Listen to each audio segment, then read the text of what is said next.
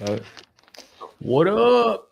So, Jose, you just got back from a high-level mastermind mhm.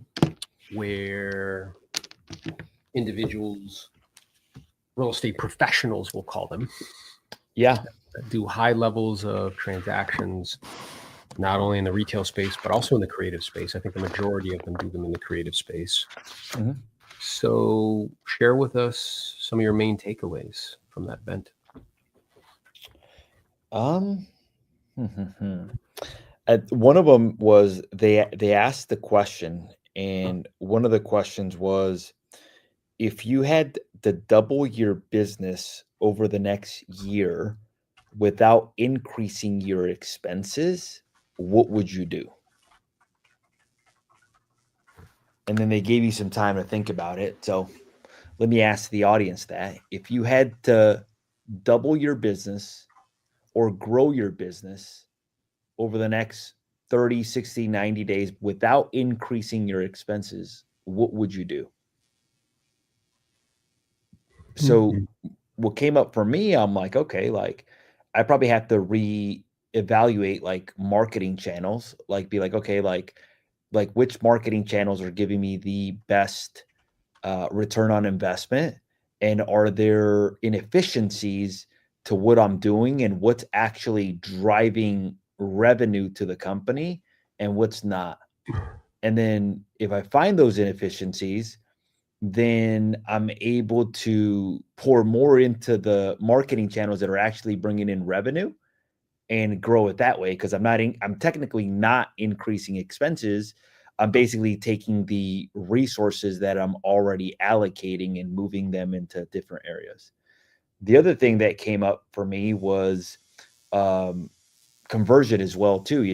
Like what can we do for conversion, um, and then also like agents as well too. Like, hey, is adding agents or helping our agents improve conversion, that doesn't increase the expenses, because they're 1099 salespeople. So it kind of some of the questions that they ask like force you to kind of go into a part of your brain that maybe you're not really thinking about. Yeah. What I like about the question is that it's forcing you to think like an owner and not just a salesperson, like a principal. And it's Hmm. forcing you to think in a business frame, Yeah. right? So, like, we've talked about before that there's only four ways to increase any business, and all of the gurus teach them because there's only four. They might call them different things, package them up differently, but there's only four. One is to increase leads, right? Two is to Yeah. increase conversion, which you mentioned that. Three is to ascension. So like you sell them a primary residence, and you sell them a secondary home, then you sell them a portfolio. And then the fourth is retention, is how do we keep people for longer? So what that question causes you to do is to go through those four different variables and start to think through what like each one, those levers that you could pull that would cause multiplication in the business. Because what I think is very kind of fascinating is that if you increase leads by, if you have 40 leads and your conversion ratio is 10%, you do 4 deals. But if you go up to 80 leads, same conversion ratio, you'll do 8 deals. Yeah. 100%. Then if you increase conversion by 10% with those same 80 leads, now you'll do 16 deals. You like 4x your business just by tinkering with those two levers, not even in an enormous way, in like an incremental way. So I really like the question because it does force you to think at a high level in terms of operations, and to think like a business person, not just a salesperson. Because what do you think a salesperson answer to those questions would be? I know, but I think I know. What do you think they would say immediately? Make more contacts. Yeah, that would be the only answer. That's the only answer. Like, make more contacts. That's it. So that's thinking like a salesperson. A business person starts to think about leads, starts to think about conversion, starts to think about Yeah. allocation of resources, staff and people, starts to think about retention, starts to think about, hey, let me source the business and see which lead sources are actually like doing really well. Can we increase conversion there in some way because we're already Mhm. doing well there? So That's I good. also I also met an operator. He's actually the head of sales, and he owns a piece of the company. He's like one of the biggest operators in Arizona, 100 contracts a month, bro. But what was really interesting is he's actually doing the same model that I'm doing, which is the acquisitions agents are both listing agents and acquisitions agents. So it was like really interesting. The guy spends $500,000 a month in marketing. 500? 500. Holy smokes, bro. Oh man, did you hear your voice? It was That's like crazy. 500? You're like 500? Let's Like, go, dude. That's yeah, amazing. yeah. So the operator spends $500,000 a month in marketing. And the retail side, I asked him, I said, what percentage of the business is retail, or how much does that bring in? And he basically, it was really interesting. He's like, look, the retail brings in $4 million a year. Marketing is $6 million a year. So the retail, if you're only doing retail and you're trying to compete against some of these investors, you're going to be negative because it's the marketing is a lot more expensive to do it. But if you're able to do the investing side of it, that's where the money's made. So he basically said that the rip on the investing is double what the retail is. So 8 million um, dollars on that.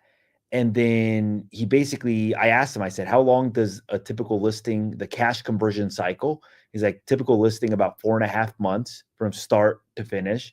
I'm like, how long does the wholesaling? Because they don't flip. I'm like, how long does the wholesaling take? And he said about 36 days on the cash conversion cycle. So basically, the business brings in, I'd probably say so 8 plus 4, that's 12, 6 other expenses, probably like $4 million a year in profit, somewhere around there. Yeah, which is interesting because like that's exactly what you've seen play out when you gave your talk in um, Arizona when we were out there at the leadership retreat in Sedona, where you witnessed from your own like business over the last 24 months that the difference in the cash conversion cycle between the creative and the other, right, and the retail. And then we've also seen But that there the but there's even like, so it was cash conversion cycle per leads, but then there's cash conversion cycle per exit strategy, like listing, flips, I wholesale. understand. Yeah, And I'm imagining the creative has a shorter cash conversion cycle. the wholesale does. Yeah, Yeah, the wholesale has specifically. the shortest. So yeah, and what we've seen play out experientially is that when you run that model, retail goes up because there's lots of listings there. It's just a lead generator. But notice that the profit margin is like half of what it is on the creative. So, but Yeah. the retail does go up and you still make a lot of money doing it. And then the creative stuff, because the rips are so high, the revenue is double and if not more of what the retail stuff is. So you're actually like, we'll take the listings because they're there to take them. And we just have to create a system that is very efficient and effective in terms of listing coordinators, transaction coordinators, like staff, and train where you're kind of downloading your ability to convert those leads and go meet with those people and sign contracts, handle objections, close that whole thing, get price reductions to maybe 2 or 3 or 4 agents that have the capacity to work that business. And each of those agents are doing a lot of deals, like 30, 40, 50 deals a year. And then on the other side, the revenue is so enormous and then you could build out a system there. And then you end up with a $10 million operation. Yeah. The other thing that came up for me was I've used Real Geeks for like 10 to 12 years, Yeah.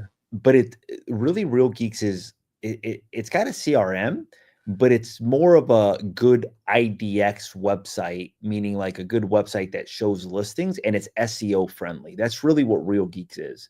The CRM is okay. The real CRM is the one that you would use. There's one called Salesforce, Yep. but Salesforce sounds a lot more complex. But these people modified their follow-up boss in a way where they're doing 100 contracts a month just based on follow-up boss. And that to me was like, oh man, like that is probably the next step to modify to actually go from Real Geeks to Follow Up Boss. Yeah, which is, I think, really important for you because, like, you've been holding on to the Real Geeks things for a while, bro. And money has an addictive quality, so because of it, we get addicted to the way that we receive it. Well, So, like, you didn't want to let it go, but now you're recognizing, like, oh, from an efficiency perspective, like, that's the move. I think that was back in like 2015 or something like that when I really went heavy on Real Geeks. I had it, but I wasn't following up on people. So, and then before that, it was actually a binder that had all 12 months of the year and it had 30 days. And I would print in paper and just put my leads in that binder and follow up with them in that capacity. But the thing wasn't the Real Geeks or the follow up. He showed me a scoreboard, like a dashboard. And Angel showed me one of these a long time ago, that the dashboard is built on Google Sheets, and you can export things, and then it basically creates different dashboards for your business, bro. They are tracking everything. They are tracking how fast, speed to lead. They're tracking talk time per agent. They're tracking talk time per lead source. They're tracking cash conversion cycles. They're tracking like so many different metrics. And what he said to me was this: he's like, Jose, he's like, think about this. If you were going to play baseball professionally, but you guys didn't keep score, he's like, how would you know who won the game, or how would you know who's doing well and who's not doing well? You know what he basically told you, bro? He's like, yeah, you're doing it, but you're kind of doing it at the amateur level, bro. If you want to go pro, this is what you need to do. And the best thing is he connected me with his dude that created the dashboard for him, and connected me with his dude that modified the follow-up boss. And I'm like, okay, like part of the reason I hesitated so much to switch CRMs is, dude, like that is like, if I'm gonna partake in that, that is so outside of my level of expertise, you know. But it was wild how it was like, yeah, like we got this guy, and then this is what he did, and this is what he created, and it's in real time, and this is what it looks like. So it allowed me to kind of like be like, okay, like even one of his agents came to him and he's like, hey, dude, you're giving all the good leads to other people. Like you're giving me all the shit leads. And he's like, okay, that's a valid concern. Let me pull up the dashboard real quick. Starts pulling up the dashboard, and he's like, okay, look, like you actually have gone the same amount of leads. You've gone the same providers. Here's the big difference. He said, such and such person is spending 20 minutes on the phone with them prior to the appointment. And he's like, and you're spending 7 minutes with them prior to the appointment. He's like, the talk time is off. You're not taking the time to like really understand their situation at all. And you're just like basically like looking for the easy. But Let's go. But because he has the data, he's able to do that. Because of the level that he's tracking, he was able to do that. And I was like, damn, like it's powerful. And I'm blessed that the few agents that I have working with me, like there's very little accountability, but I think like you can look for patterns, and you can look for talk time, and you can look for, and Joey was telling me, he's like, look, one of our agents, I think made like 30,000 dials last month on Mojo. The other agent spent 3,000 dials on Mojo. Guess who took more listings? The one at 3,000, I imagine. Yeah, right. The one 30,000, right? Yeah. You know, but it's like being able to have those analytics so that as you have other people working with you, it was wild. Then they even like obviously on Follow Up Boss, all your calls are recorded. They have like an AI integration with it where it listens to all the calls. It grades every single one of the calls, and then it gives feedback on the calls as well too. So instead of having to listen to all 100 calls, you're able to be like, okay, let's listen to your best call, let's listen to your worst call, and then it ranks them and it gives feedback as well too.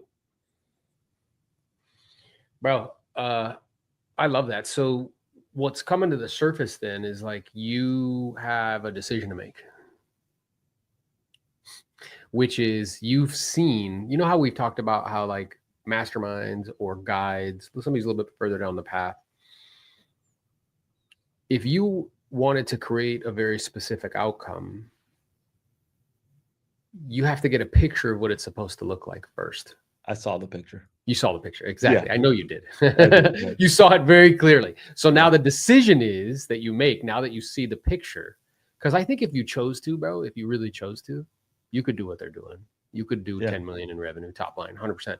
You've seen what the next level is. You have to have that system and that level of tracking. If you're going to spend $500,000 a month on leads, you have to have that level Oh, of 100%. Yeah, tracking and system. even at our level, it would help to have good tracking.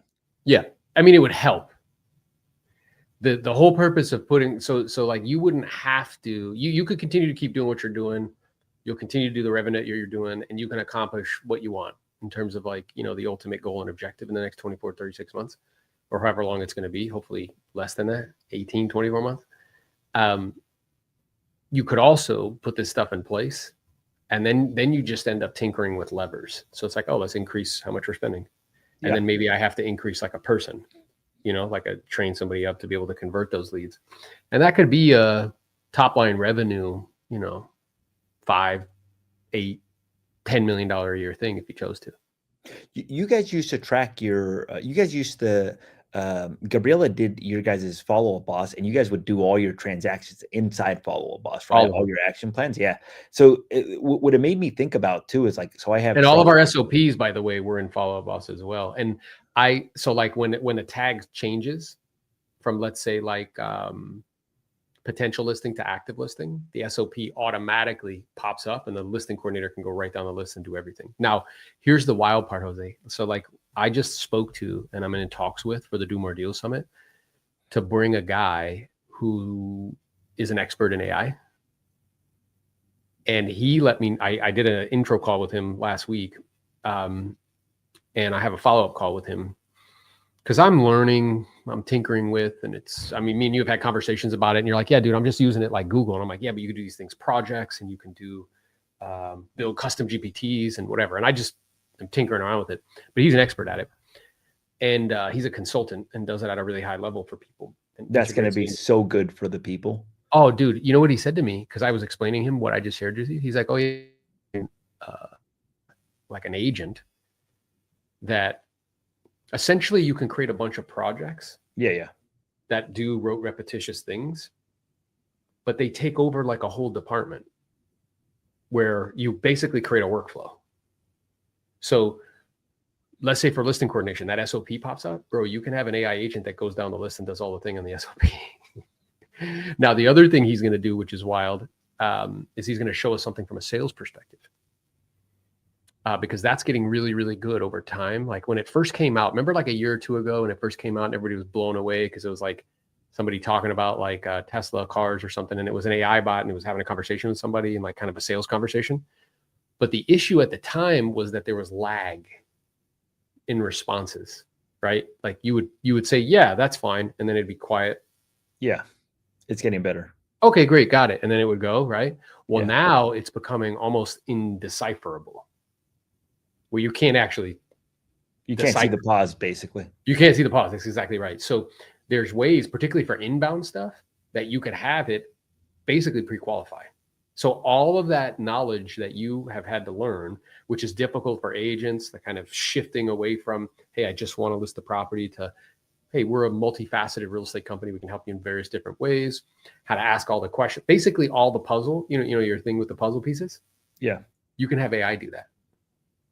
Yeah, there's this sales guy that trains a lot of the CG people, salespeople, and he's creating an AI like that. And the way that he was training it, bro, it wasn't script based. It was more of like personality based. Like let's say that they ask you how much is the price for my home. He's even like basically saying, look, if they ask it at the beginning, it's one thing. This is what it means. If they ask it in the middle, it's a different thing. Yeah, if like they're asking it at the end, then it's a different thing. So he's basically putting like these mental maps into the AI to be able to be like that. And I'm like, man, like he is probably the closest person I've seen to that inbound, like, and actually being good. Cause there was another gentleman that posted something on there, but I could tell it was more scripted than situational, basically.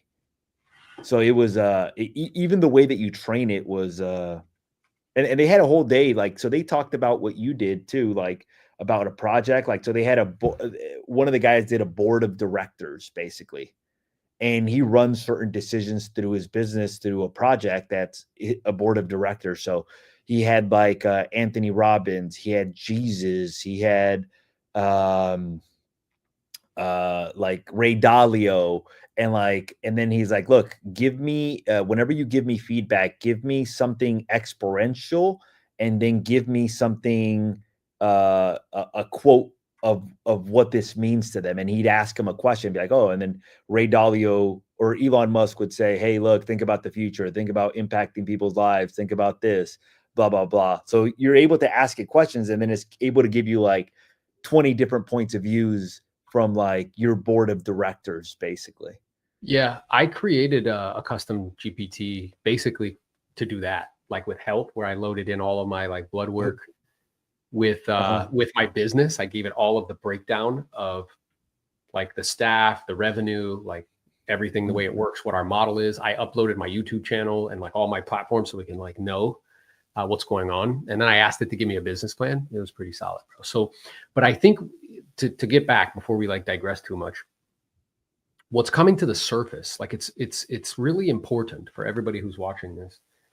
You really want to get yourself in rooms where people are at like the bleeding edge of what's new and what's happening. Right. And the way you're going to do that is with masterminds and at events. That's my experience. I know that's Jose's experience. I had the good fortune of being on invited to be on a cruise with Grant Cardone last year. And there was only like 100 plus people there. One of the guys there was like the 76th richest guy on the planet. Like in those rooms, you're just quiet, bro. Like just listen, pay attention, see what they're talking about, notice patterns, right? See what they're using, what tools they're using. So what's coming to the surface is for the real estate professional, the real estate agent of the future, a couple things. The first is that, which we've been talking about for a long time, over a year, almost 2 now, is that the agent of the future will not just understand retail or understand creative. 100%. The agent of the future will not just be a rock star salesperson, they'll be a rock star marketer. Mm-hmm. The agent of the future will have systems that are tech driven and will be utilizing AI to be able to help run those systems, not just on the admin side, but on the also on the sales side, increasingly as time progresses. So that's like the pattern, and then the other pattern that we're seeing percolate to the surface is, again, if there's only 4 ways to increase business: leads, conversion, ascension, and retention. By focusing on those first 2, right? And really the third, because as they go into the database, we can have a 42 touch program and hit on them, which you've done a really good job at over time. By creating, like, by going after leads, I have a high density of motivated, qualified sellers making data-driven decisions instead of just blindly listening to all these gurus who tell you about the 4 horsemen, like expires, cancels, sale by owners, just solds. You're making data-driven decisions. You're increasing the probability you're going to bump into motivated, qualified sellers.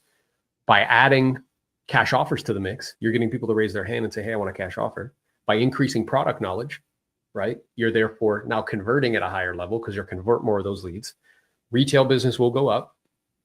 And the creative side, because the rips are so big, your revenue from that side will probably equal, if not be greater than, the revenue from the retail side.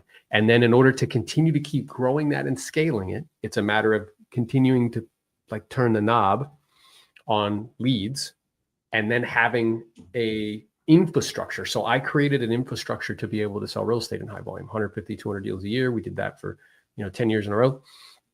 And there were certain things that I had to do it, right? With a CRM like Follow Boss and integrating SOPs inside of it, having staff that could, do what they needed to do within that CRM. That's continuing to evolve now.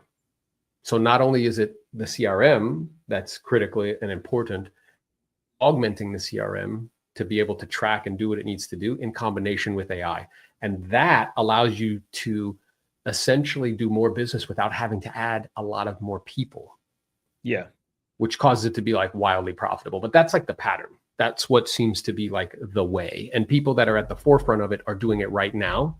And everybody else is kind of like, sitting in rooms where they're like, hey, here's how to get your custom prompts. And it's like, nah, bro, that's not it. Right.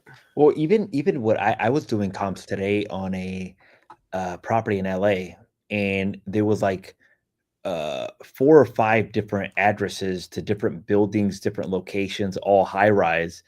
And I'm like, I basically took a picture of all the comps and I basically just said, just in a group, and I said, hey, look, for all these addresses, rank them by building and rank them by location and desirability and price points, which ones are more desirable and typically sell for more.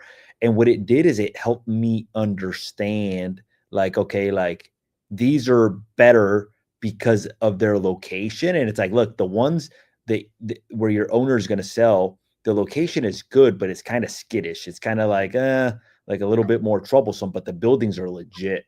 So, but it helped me understand. But that's like the very basic level of Chat GPT. That's not like the projects that you're talking about over here. It's not. And Yeah. truthfully, all it really took me was, I don't know, like a weekend where I watched a YouTube video. I got this PDF from somebody. And then I started to tinker with it. I mean, that's really the best way to do it, is to create it and, build a custom GPT, which I did for myself. I loaded in all my stuff to do a project. We created a project to be able to show people how, a lot of agents still do the write-ups on their listings. And it's like, man, what if you funny? Yeah. When AI barely came out, I asked it, I said, hey, if I wanted to win the super lotto today or the mega billions, I'm like, what would I do? Like, well, there's no way to predict it. I'm like, well, look, you're super smart. Like, like analyze the historical data of all of the lotto things and tell me which things are most probable based on things. And I bought like $400, bro. And I was certain in my head, I was like, I'm gonna You're win like, I'm gonna today, win. dog. Watch, I'm gonna win. That's too funny, dude. That's hilarious. You're like walking around like, hey, bro, I'm about to be a billionaire. I had my father-in-law like fill out all the little bubbles basically for all the I think it was like $300 or $400 that I did basically on it. That's funny, dude. It was a good Yeah. experiment though. Yeah. So again, like in terms of like patterns, that's the pattern in terms of like tools that we can be utilizing. And the overall pattern of how to do more deals in an environment where, everybody was clamoring saying that real estate transactions were going to go up this year, and they didn't. Right? Everybody was clamoring saying like interest rates were going to drop dramatically, and they didn't. So, strategy is really important. And that's what makes it possible in an environment where, because I know agents right now fit into one of 3 categories. So I'll say one category is 2025 has been super difficult for them. Like they seriously considered getting out of the business or maybe getting a job if they haven't already. And maybe they're just holding on to their license because, the cost of money's still double what it was 3 years ago. Transaction volumes dropped dramatically. There's less buyers in the marketplace. A lot of agents work with buyers. 65% of their business is buy-side business. There's lots of friction on the listing side. You got to be able to have skills to price property competitively, get price adjustments, politely confront people, present offers that are less than the asking price. So, they're like 1 foot out of the business. The next group of people are treading water. They're doing enough deals to pay their bills, but they're definitely not getting ahead for all the reasons that I just described before. And then there's a small portion, maybe 5%, that are having the best year of their career. They're making more money and doing more deals. And the question is, how is that possible? Strategy. That's it, bro. It's just strategy. Well, what it made me think about is when the market crashed on the way back, I saw The Big Short, the movie. Oh, you did? Good. Yeah, it was a great movie. And then basically what it made me think about is the last time the real estate market crashed, it was that same situation. It was you either fit in one of those 3 categories. You either were going out of business, you're basically treading water, trying to make it, or you're basically succeeding. And there was those agents that adapted that, that basically made it, that made it big. And it's funny because I go to these things and they had me on a panel I saw that, bro. What was that about? Like, what do they have you talking about? It was kind of like what the retail side of the business is looking like, because investors think like investors and realtors think like realtors. It's Sure. very rare to have like That mix. that mix, basically that blend. And it was just kind of like, hey, what are you seeing? What are you doing to like sell your properties? Like, and while protecting profits and just different questions about the retail side. But I'm noticing like this trend, and me and Joey from my team noticed it as well too, that a- agents are starting now to open up their mind into the investment world, but investors now are opening up their mind about the retail side now as well Mm. too. So it's not just the realtors going on that side. No, the other people are jumping onto the other Which people. That's funny. makes total Onto this sense side. to me because like when I shared with you when I was at the And Clever those who Summit. don't, those are going to be the ones that are either treading or stuck, Correct. As or time leaving the progresses, I business. Yeah. agree. Yeah. So, and I saw it when I was Because imagine this. Hold one more thing. Imagine that business model that I went over, that they do 8 million in wholesale deals and 4 million in revenue. Imagine if you wiped out that entire $4 million and you were spending $6 million of the yeah, of the revenue. Now it goes from a $4 to $6 million business to a 2 million or less profit business, that's which right. changes the margins completely. But it's the same avatar, the same person that you're Yeah, talking to on the phone. It's just that's you're right. finding a different way of monetizing the lead. Correct. So what's percolating to the surface is the combined model is the model for both retail and investors when they used to do it separate and it's actually coming together. And that's like the ultimate kind of model that is working at the highest level. And it became very, I mean, I've told this story, but when I was on Pace Morby's wholesale hotline, and he asked me, he's like, hey, why don't like agents go to investor events and why don't investors go to agents events? And I was like, well, a couple reasons. He's like, well, what are they? I'm like, well, one, and I mean this with love, you guys talk a lot of smack. He's like, what do you mean? I'm like, well, you're always like, oh, it's an agent. Like, in your videos, like, oh, these silly agents. I see guys on TikTok, wholesalers making fun of agents. And, because like I don't hop on this call and I'm like, oh, you guys are the guys that flood my email with like ball offers and then get mad at me when like I don't respond to them. You know what I'm saying? Like, right. So that's unneeded. But the second reason is because truthfully, we have the same avatar. It's a motivated, qualified seller. So I told him, I'm like, look, your community can learn from my community how to do the retail side at a super high and efficient level, and specifically what to say and how to say it and how to be great salespeople, like rock star salespeople. What the agent community can learn from the investor community is how to think creatively and how to stop just kind of myopically looking at real estate as like I only have one option, which is I can list the property or I can help you like buy something in the traditional sense. So it's the merging of those two. It's when you combine two things is where, you create value. So, and I knew this was true, Jose, because like I was at this summit, the Clever Summit, and Pace had me stand up in front of the whole room. So whatever, like everybody comes up to me afterwards and all of the investors are like, yeah, dude, we do like 200 deals a year. And I'm like, great, you must be doing like, how many contracts you write in a month? And they're like, oh man, like, hundreds. I'm like, great. Well, how many listings are in there? I'm like, I don't know, maybe like 10 a month. I'm like, what are you doing with them? Nothing. Then all the agents come up to me. They're like, oh yeah, we do like 100 deals a year. I'm like, great for you, man. That's solid. Good for you. I'm curious, what do you do when somebody says they want a cash offer? Do you do any creative stuff? They're like, no, nothing. So it was very, very clear to me. And you remember the guy I was talking to you about? And this is interesting because like now, like it also shows in terms of like model, because models matter. I talked to a guy who was doing 800 units and he was netting $1 million from those 800 units, which is insane.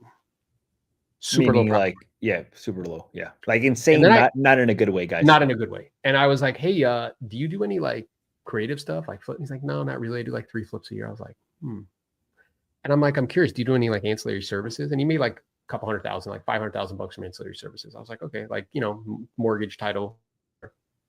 I'm like, interesting. But it sounds like the primary way you make money is by the actual selling of real estate. He's like, yeah. Because he was calling me. He saw a video I did with Pace talking about AI. And he thinks that the answer to his problem is Yeah, I is, know. oh, I have 20,000 people in my database. If I could get AI to do it, like that'll help the retail side. I'm like, no, no, no. What I'm aware of is your mind is stuck in your model. And what you should be doing is no longer having retail be the primary where you make money. What you should be doing is adding this creative side to what you're doing, because the revenue is huge, right? And will supersede, it'll equal, if not supersede, the money that you're making on the retail side. Because I know with that many units, you're leaving millions of dollars on the table by not getting involved in the retail side. So like, you need to change your model. Now, I don't think he did, because money has an addictive quality, and because of it, we get addicted to the way that we receive it. So the model of like buying leads online and building a team and like having them do it and do it in volume, bro, the margins are just so small. So like that had its time and its day, but that model is like changing, and it's no, like the only reason to do that model is to get into the ancillaries. Like that's it. It's not like highly profitable, right? So this model that's emerging, and those that are doing it are doing exceptionally well and fit into that 5% category, is the newer model. Now you can build systems around both of those. Yeah. Right. So like, you know, we were with a guy in Sedona, a guy that I coach personally, where he is doing what you're doing, but the team does both the creative, they put together, like they go meet with the clients and put together the creative deals, and they also do the retail side. So he's like out of it. And that's great value to the agents too, because a lot of people aren't willing to drop $500,000 in marketing a month. No, it's real value, right? Because like one of the things I hear from a lot of people that were on teams is that the value exchange is off. They don't really get qualified leads. It's not like this like constant perpetual kind of flow of people that are ready to do something right now, right? So yeah, it's fantastic for he's got agents on his team who are going to make $300,000-$400,000. Like it's great for them. And so you can create systems for both, right? So in that previous model, yeah, you got basically a small brokerage. You're spending a ton of money, or you have a Zillow Flex program, and you're doing a ton of units, but you're basically making like $1,200 per side, which is insane. You got to sell 800 homes to make $1 million. Well, because his mind was stuck in that model, he was thinking, hey, how do I get more out of my debt? I'm like, no, dude, you need to change your model and change it to what's emerging now, because it's way more profitable. Yeah, for sure. Yeah, it's crazy all the stuff that they're tracking. There was another thing too, Novello, that you ever read the book The Coffee Bean? No. No. So the speaker, the keynote speaker was this guy, I think Damon West. And he basically wrote a book called The Coffee Bean. And basically it's this guy that they used to call him the Uptown Burglar. He was basically a meth addict that basically broke into homes in Dallas, Texas, and basically like changed the way that neighborhoods do security, because he would basically break into them and basically steal everything until the day they finally caught him. And when they caught him, bro, they wanted to make an example of him. They sentenced him to 65 years, bro. Wow.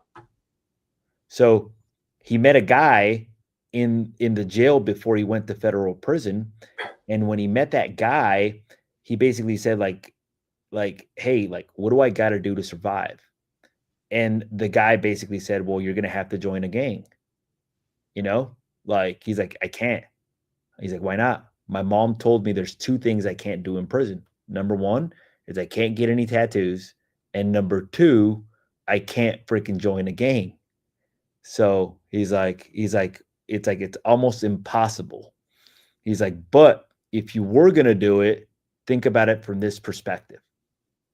And then he gives like a story, bro. I'll share it with you like really quickly. He's like, look, most people go into jail like a carrot. All right, a carrot. Is it soft or hard, Aaron? Hard. Hard. So they go into jail. And he's like, and jail is like a boiling pan of water.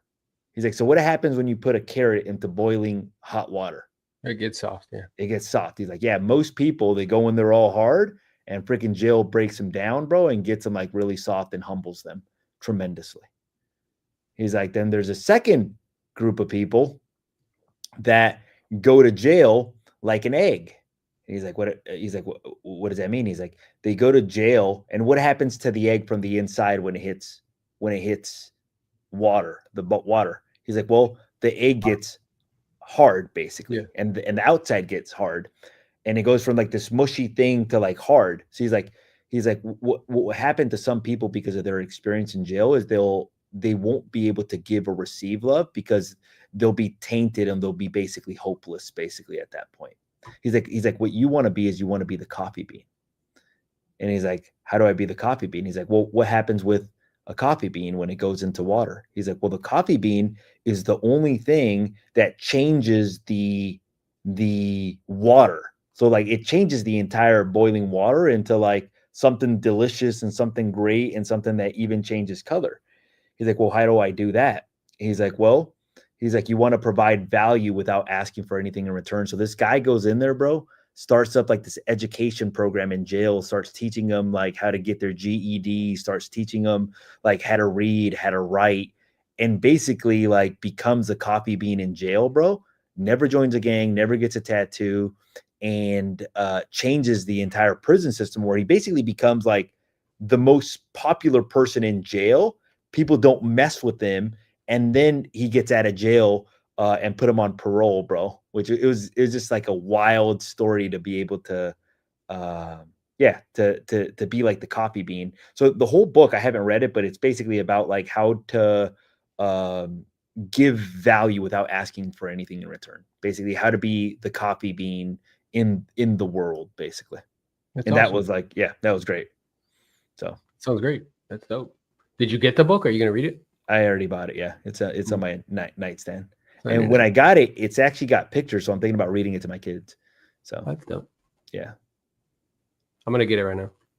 yeah, it's like it's a little book like that. Yeah. That's what I do. Whenever somebody recommends a book, I'll buy it on the spot. I don't care if I won't read it on the spot. I'll buy it on the spot just to have it. So when I'm ready to read it, basically. Mm-hmm.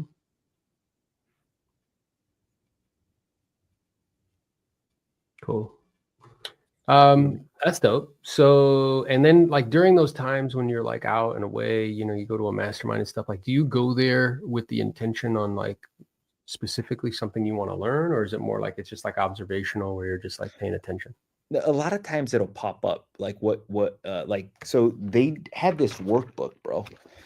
And they didn't used to do it like this, but now in the workbook, what they're doing, it used to be a bunch of like just people sharing ideas that work for them. And then now they have this workbook where like 3 to 4 different times during the event, they'll make you fill out something like, so like, okay, um, what's your net profit goal? What's your cash on hand goal? How many clients do you want to serve? What system or processes do you need in place? What is a key member change you need to hire, fire, or promote? What problems need to be solved? What personal goal do you want to accomplish? What is the root of your answers above? Over the next 90 days, what do you need to start, stop, continue doing to be on track to hit those over the next year? And then they take you to another exercise. So they had like these little, if you had to double your net profit without increasing your expenses, what strategies would you prioritize? So it had like these little things, and this wouldn't be actually a bad thing for the Do More Deal Summit to have like a little workbook basically that we hand out. And as people are speaking, you take a little break. It's like, okay, guys, time to turn to page number 13, and you ask them a question basically, and then you give them like 5 minutes to like think about it basically. And then what they would do is after you would think about it, they would put you in a little group of people, and then the people would give you feedback basically on that, Oh, like, that's hey, cool. look guys, I'm struggling with this or I'm struggling with that. And then it gives them the ability to, one, think about like their problems, but also get feedback from different people and get good ideas as to how to solve the items basically. What is I the like. best practice you could adopt from outside the real estate industry, such as sales, marketing, or technology, that you believe will improve your property sales results? What is the one practice that you could adopt outside of the real estate industry? Like, meaning like looking at other businesses, what are they doing well? Where do you consistently feel overwhelmed, stalled, or reactive? What task do you keep doing even though you know someone could or should own them. If you stepped away from your business for 30 days, what would fall apart first? What part of your business will grow the fastest if you had the time and energy? Where do you find yourself being the bottleneck, either in decision making or execution? Who on your team has ownership and who is just helping? And then it goes over the Dan Martell exercise. What do you need to replace? Makes money, drains energy. What do you need to delegate? Makes no money, drains energy. What do you need to produce? Makes lots of money, lights me up. Invest, makes little money, lights me up. So it goes over like, yeah. Those are like little workbooks, bro. That's awesome, bro. I mean, those are awesome questions for sure. And I think the idea of a workbook is pretty cool. We can talk to Gabrielle about it. It's just producing it. Yeah, that's all. But and then your sponsors could actually pay for it as well too. At the end of the workbook, it's all the sponsors basically at the back of it. So it's actually a value add for the sponsors because all their contact information's on there basically. Oh, that's good. Solid. Yeah, dude, that's great. So I'm glad you went. I look forward to attending one with you. I know we talked about that. Yeah. When that's possible, so we can gather some more information together as a team. And yeah, bro, I'm going to be actually in Boston next week. We're doing an event with Esposito. I think we got 100 people coming, which will be fun. Bringing the fam with me, so that'll be a good time.